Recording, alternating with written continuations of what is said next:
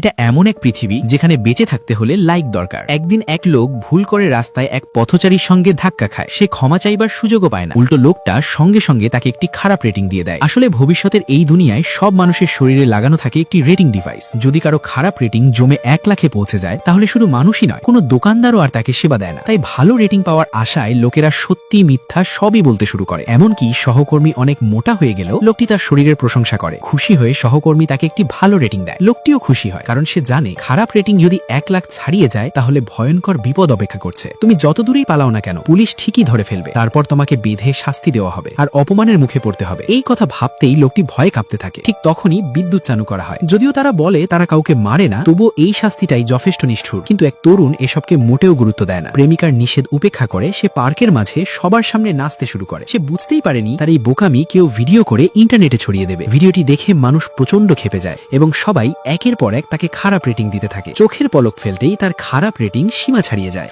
খবর পেয়ে পুলিশ দ্রুত ঘটনাস্থলে পৌঁছে যায়। ভয়ে কাঁপতে থাকা ছেলেটি যতই কান্নাকাটি করুক না কেন, কোনো লাভ হয় না। এই ঘটনার পর সম্ভবত পরের জন্মে সে আর এমন বোকামি করার সাহস পাবে না।